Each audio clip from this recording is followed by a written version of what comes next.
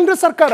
ಆ ರೀತಿಯಾದಂತ ಯಾವ್ದಾದ್ರು ಯೋಜನೆಗಳು ಮಾನ್ಯ ಶ್ರೀ ಯಡಿಯೂರಪ್ಪನವ್ರು ಮಾಡಿದ್ರೆ, ಮಾನ್ಯ ಶ್ರೀ ಕುಮಾರಸ್ವಾಮಿ ಅವ್ರು ಮಾಡಿದ್ರೆ, ಜಗದೀಶ್ ಶೆಟ್ಟರ್ ಅವ್ರು ಮಾಡಿದ್ರೆ, ಅಥವಾ ಸದಾನಂದ ಗೌಡ್ರು ಮಾಡಿದ್ರೆ, ಬೊಮ್ಮಾಯಿ ಅವ್ರು ಮಾಡಿದ್ರೆ ಬಹಳ ಖುಷಿ ಪಡ್ತೀವಿ ನಮ್ಮ ರಾಜ್ಯಕ್ಕೆ ಏನಾದ್ರು ಮಾಡಿದ್ದಾರೆ ಅಂತೇಳಿ. ಅಥವಾ ಕೇಂದ್ರದಲ್ಲಿ ಇರ್ತಕ್ಕಂಥ ಮಂತ್ರಿಗಳು ಈ ರೀತಿಯಾದಂತ ಒಬ್ಬ ಬಡವನ, ಒಬ್ಬ ಮಧ್ಯಮ ವರ್ಗದವನ, ಒಬ್ಬ ಶ್ರಮಿಕನ, ಒಬ್ಬ ಮಹಿಳೆಯ, ಒಬ್ಬ ಯುವಕನ ಬದುಕನ್ನೇನಾದ್ರೂ ಅವ್ರು ಕಟ್ಕೊಟ್ಟಿದ್ದಾರೆ ಅಂತಂದ್ರೆ ನಿಜವಾಗ್ಲೂ ನಾವು ಸಂತೋಷ ಪಡ್ತಾ ಇದ್ವಿ. ಮೇಡಮ್, ಈಗ ನೀವು ಈಗ ನಮ್ಮನ್ನ ಪ್ರಶ್ನೆ ಮಾಡ್ತಾರೆ ನಮ್ಮ ಗ್ಯಾರಂಟಿಗಳ ಬಗ್ಗೆ.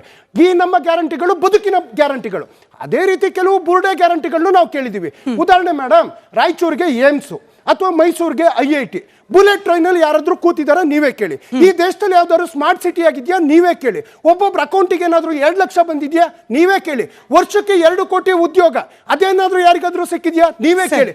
ಸ್ವಚ್ಛ ಭಾರತ್ ಅಂತ ಬೆಂಗಳೂರಿನ ತ್ಯಾಜ್ಯ ವಿಲೇವಾರಿಗೆ 960 ಕೋಟಿ ಇನ್ನೂ ಹಣ ಕೊಟ್ಟಿಲ್ಲ. ಅದ್ಯಾರಾದ್ರೂ ತಲುಪಿದ್ಯಾ? ಇಲ್ಲೇ ಆಡಿಯನ್ಸ್ ಇದ್ದಾರೆ, ಬಿಜೆಪಿ ಅವರು ಇದ್ದಾರೆ, ಅವ್ರನ್ನೂ ಕೇಳಿ. ಹಾಗೆ ನರೇಂದ್ರ ಮೋದಿ ಅವರು 1 ತಲೆಗೆ 10 ತಲೆ ಅಂತೆ, ಕಪ್ಪು ಹಣ ತರ್ತೀವಂತೆ, ಅಕೌಂಟಿಗೆ 15 ಲಕ್ಷ ಅಂತೆ, ಅನೇಕ ಮಾತು ಹೇಳಿದ್ರು. ಆದ್ರೆ ನಮ್ಮ ಸರ್ಕಾರ ಅದು ಕಷ್ಟನೋ ಸುಖನೋ ಕೆಲವೊಂದ್ಸರಿ ಬರ್ಡನೂ ಆಗಿದೆ. ಆದ್ರೂ ಸಮೇತ ಅದನ್ನು ನಿಭಾಯಿಸಿಕೊಂಡು ನಾನು ಬಿಜೆಪಿಗರ ಪ್ರಶ್ನೆ ಕೇಳಲಿಕ್ಕೆ ಮುಂಚೆ ಇದ್ರ ಕಾನ್ಸಿಕ್ವೆನ್ಸಸ್ ಅನ್ನೋ ರೀತಿಯಲ್ಲಿ ಕೆಲವೊಂದು ಆಗ್ತಿದೆಯಲ್ಲ, ನಿಮ್ಮದೇ ಮಾತಿನಿಂದ ಉದಾಹರಣೆ ತಗೊಳ್ತೀನಿ. ಹುಟ್ಟೋ ಮಗುವಿಗೆ ಚಿಕಿತ್ಸೆಯಿಂದ ಹಿಡಿದ್ಬಿಟ್ಟು ಅಥವಾ ಬಾಣಂತಿ ಬಸರಿಯರ ಆರೈಕೆಯಿಂದ ಹಿಡಿದ್ಬಿಟ್ಟು ಶಿಕ್ಷಣ, ಕಾಲೇಜು, ಉದ್ಯೋಗ ಎಲ್ಲದರಲ್ಲೂ ಕೂಡ ಸಮಾಜ ಕಲ್ಯಾಣ ಯೋಜನೆ ಅಂದ್ರಿ. ಇವತ್ತು ಆಸ್ಪತ್ರೆಗಳಲ್ಲಿ ಸ್ಕ್ಯಾನಿಂಗ್ ಸೆಂಟರ್ಗಳು ಬಂದಾಗ್ತಾ ಇದೆ. 9 ತಿಂಗಳಲ್ಲಿ 900 ಮಂದಿ ಕಲ್ಯಾಣ ಕರ್ನಾಟಕದಲ್ಲಿ ಬಾಣಂತಿಯರ ಸಾವಾಗಿದೆ. ಶಾಲೆಗೆ ಬಂದ್ರೆ ಅಂಗನವಾಡಿಯಲ್ಲಿ 50 ಪೈಸಾ ಅಂತೆ ಸರ್ ಒಂದು ಮಗುವಿಗೆ. ಒಂದಿನ ತರಕಾರಿಗೆ 50 ಪೈಸಾ. ಇದು ಕಾಂಗ್ರೆಸ್ ಸರ್ಕಾರದ ಭಾಗ್ಯ ಅಲ್ವಾ? ಮುಂದುವರೆದು ನೀವು ಉದ್ಯೋಗ ಅಂದ್ರಿ, ಪ್ರತಿಭಟನೆ ನಿಮ್ಗ ರಾಜ್ಯ ಸರ್ಕಾರಕ್ಕೇನೆ ಬಿಸಿ ತಟ್ಟಿದೆ. ಹಿಂಗೆ ಲೆಕ್ಕ ಹಾಕ್ತಾ ಹೋದ್ರೆ ಇದು ಗ್ಯಾರಂಟಿಯ ಕಾನ್ಸಿಕ್ವೆನ್ಸಸ್ ಅಲ್ಲ ಅಂತ ಹೇಳಿ ಹೇಗೆ ಹೇಳ್ತೀರಿ ದರ್ಶನ್ ಅವರೇ? ಮೇಡಮ್, ಈಗ ಸ್ಕ್ಯಾನಿಂಗ್ ಸೆಂಟರ್ಗಳ ಬಗ್ಗೆ ನೀವು ಕೇಳಿದ್ರಿ. ಅದಕ್ಕೆ ನಮ್ಮ ರಾಜ್ಯ ಸರ್ಕಾರ ಒಂದು ಹೆಜ್ಜೆ ಮುಂದೆ ಹೋಗಿ ಖಾಸಗಿ ಆಸ್ಪತ್ರೆಗಳಲ್ಲೂ ಉಚಿತವಾಗಿ ಸ್ಕ್ಯಾನಿಂಗ್ ಮಾಡಬೇಕು ಅಂತೇಳಿ ಒಂದು ತೀರ್ಮಾನವನ್ನ ಮೊನ್ನೆ ಅಷ್ಟೇ ದಿನೇಶ್ ಗುಂಡೂರಾಯರು ಮಾಡಿದ್ದಾರೆ. ಸರ್ಕಾರಿ ಆಸ್ಪತ್ರೆಗಳಲ್ಲಿ ಆಗ್ತಿಲ್ಲ ಯಾಕೆ ಅನ್ನೋದು. ಸರ್ಕಾರಿ ಆಸ್ಪತ್ರೆಗಳಲ್ಲಿ ಸ್ಕ್ಯಾನಿಂಗ್ ಸೆಂಟರ್ಗಳು ಬಂದಾಗೋ ಪರಿಸ್ಥಿತಿ ಯಾಕೆ ಬಂತು? ಪ್ರೈವೇಟ್ ಆಸ್ಪತ್ರೆಯ ಸಹಾಯ ಪಡ್ಕೊಳ್ಳೋ ಪರಿಸ್ಥಿತಿ ಯಾಕೆ ಬಂತು ಅಂತ. ಮೇಡಮ್, ಈಗ ಕೆಲವೊಂದು ಈಗ ನೋಡಿ, ನಾವು ಬಂದು 2.5 ವರ್ಷ ಆಗಿದೆ. ನಾವು ಹಿಂದಿಂದು ಯೋಚನೆ ಮಾಡಬೇಕಾಗ್ತದೆ ಅವರ ಕೊಡುಗೆ ಏನಿದೆ ಅಂತ ಹೇಳಿ. ಅದು ಅಂಗನವಾಡಿದೇ ಆಗಿರ್ಲಿ ಅಥವಾ ಬೇರೆ ಒಂದಾಗಲಿ. ಬಾಣಂತಿಯರ ವಿಚಾರ ಬಹಳ ಒಂದು ವಿಶೇಷವಾದಂಥ ಪ್ರಶ್ನೆ. ತಾಯಂದ್ರು ಸಾಯೋದನ್ನ ನಾನು ಒಬ್ಬ ತಾಯಿ ಗರ್ಭದಿಂದ ಬಂದವನಾಗಿ ಆ ನೋವನ್ನು ಸಹಿಸಲಿಕ್ಕೆ ಸಾಧ್ಯ ಇಲ್ಲ.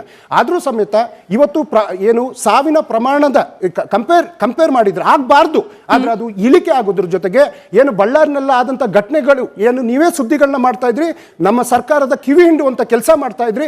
ಅದಾದ್ಮೇಲೆ ಸರ್ಕಾರನು ಅವಾಗ್ಲೂ ಎಚ್ಚೆತ್ತುಕೊಂಡಿತ್ತು ಮತ್ತು ತೀವ್ರಗತಿಯಲ್ಲಿ ನಾವು ಜನರಿಗೆ ಸ್ಪಂದನೆ ಮಾಡುವಂತ ಕೆಲಸ ಮಾಡಿದ್ವಿ. ಶ್ರೀನಿವಾಸ್ ಅವರೇ, ಒಂದರ್ಥದಲ್ಲಿ ಬಿಜೆಪಿ ಗ್ಯಾರಂಟಿಗಳ ವಿಚಾರದಲ್ಲಿ ಆಡ್ತಾ ಇರುವ ರಾಜಕೀಯ ಆಟ ಕೂಡ ಕಾಂಗ್ರೆಸ್ ಸರ್ಕಾರಕ್ಕೆ ಡಿಸಿಷನ್ ತಗೊಳ್ಳದೇ ಇರೋ ಹಂತಕ್ಕೆ ತೆಗೆದುಕೊಂಡು ಹೋಗಿದ್ಯಾ ಅಂತ. ಫಾರ್ ಎಕ್ಸಾಂಪಲ್ ನೋಡಿ, DCM ಅವರೇ ಕೊಟ್ಟ ಹೇಳಿಕೆ ಸರಿಸುಮಾರು 12 ಕೋಟಿ ಈ ಗೃಹಲಕ್ಷ್ಮಿ ಯೋಜನೆಯ 12 ಕೋಟಿ ರೂಪಾಯಿ ಅನರ್ಹರಿಗೆ ಸತ್ತವ್ರಿಗೂ ಕೂಡ ಹೋಗ್ಬಿಟ್ಟಿದೆ.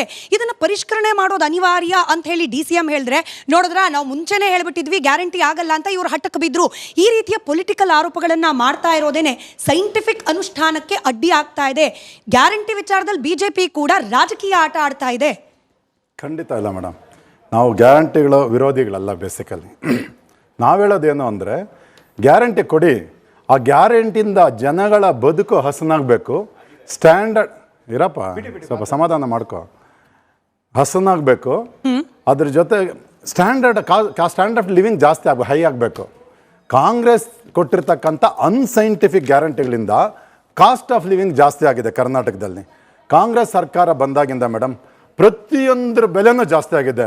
ಪೆಟ್ರೋಲ್ ರಾಜ್ಯ ಸರ್ಕಾರ ಏರಿಸಿರೋದು, ನಮ್ಮ ಕೇಂದ್ರ ಸರ್ಕಾರದಲ್ಲ, ರಾಜ್ಯ ಸರ್ಕಾರ ಏರಿಸಿರೋ ಪೆಟ್ರೋಲ್ ಬೆಲೆ ಜಾಸ್ತಿ ಆಯಿತು, ಡೀಸೆಲ್ ಬೆಲೆ ಜಾಸ್ತಿ ಆಯಿತು, ಅಕ್ಕಿ ಬೇಳೆಗಳ ಬೆಲೆ ಜಾಸ್ತಿ ಆಯಿತು, ಹಾಲಿನ ಬೆಲೆ ಜಾಸ್ತಿ ಆಯಿತು, ಮೊಸರಿನ ಬೆಲೆ ಜಾಸ್ತಿ ಆಯಿತು, ಸ್ಟ್ಯಾಂಪ್ ಡ್ಯೂಟಿ ಜಾಸ್ತಿ ಆಯಿತು, ಆಲ್ಕೋಹಾಲ್ ಬೆಲೆ ಜಾಸ್ತಿ ಆಯಿತು, ರೈತರು ತಗೊಳ್ಳೋಂಥ ಪಾಣಿಗಳ ಬೆಲೆ ಜಾಸ್ತಿ ಆಯಿತು, ಡೆತ್ ಸರ್ಟಿಫಿಕೇಟ್ ಬೆಲೆ ಜಾಸ್ತಿ ಆಯಿತು, ಬರ್ತ್ ಸರ್ಟಿಫಿಕೇಟ್ ಬೆಲೆ ಜಾಸ್ತಿ ಆಯಿತು.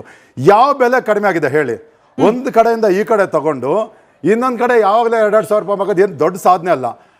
ಸಿದ್ದರಾಮಯ್ಯ ಯಾವಾಗಲೇ ಹೇಳ್ತಾ ಇದ್ರು ಚುನಾವಣೆಗೆ ಮುಂಚೆ ಏನು ಅಂತ, 10 kg ಅಕ್ಕಿ ಕೊಡ್ತಾ ಇದೀವಿ ಅಂತ. 10 kg ಕೊಟ್ರೆ ಇವರು 5 kg ಅಕ್ಕಿ ಕೇಂದ್ರ ಸರ್ಕಾರದಿಂದ ನರೇಂದ್ರ ಮೋದಿ ಅವ್ರು ಕೊಡ್ತಾ ಇದ್ರು. ಅದಕ್ಕೆ 5 kg ಇವ್ರು ಸೇರಿಸ್ಕೊಟ್ಟಿದ್ರು. ಇವ್ರು 5 kg ಕೊಡ್ಬೇಕಾಗಿತ್ತು. ಇವ್ರಿಗೆ ನೈತಿಕತೆ ಇಲ್ಲ. 10 kg ಅಂತ ಅಂದ್ರೆ ಕೇಳಿಸ್ಕಪ್ಪ ಇಲ್ಲಿ, ಕೇಳಿಸ್ಕೊಳ್ಳ ಇಲ್ಲಿ, ಕೇಳಿಸ್ಕೊಪ್ಪ ನಾನು ಹೇಳೋದು, ಸುಮ್ಮನೆ ಕೇಳಿಸ್ಕೊಳ್ಳ ಇಲ್ಲ, ನಿಮ್ ಫ್ರೆಂಡ್ ಬಂದು ಮಾತಾಡೋ ನೀನು. ಹಾಗಾಗಿ ಕೇಳಿಸ್ಕೊಳ್ಳ ಇಲ್ಲಿ, ಕೇಳಿಸ್ಕೊಳ್ಳಿ, ಕೇಳಿಸ್ಕೊಳ್ಳಪ್ಪ, ಕೇಳಿಸ್ಕೊಳ್ಳೋ ಧೈರ್ಯ ಮಾಡಪ್ಪ.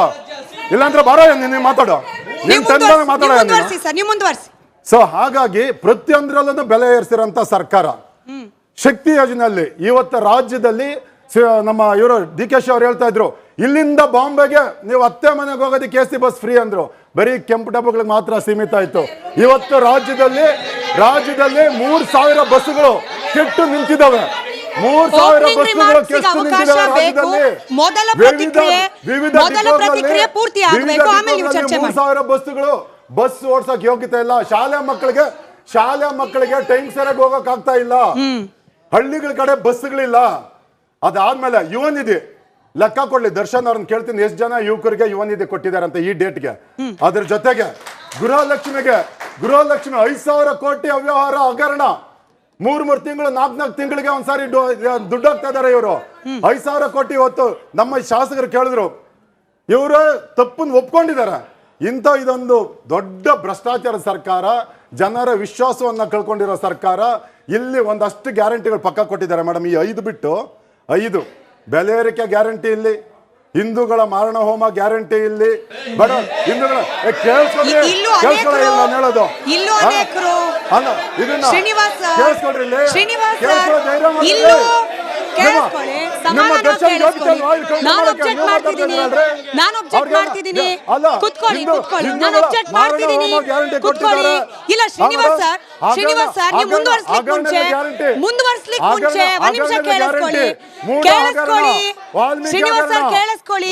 ಅಲ್ಲೂ ಹಿಂದೂಗಳಿದ್ದಾರೆ, ಇಲ್ಲೂ ಹಿಂದೂಗಳಿದ್ದಾರೆ.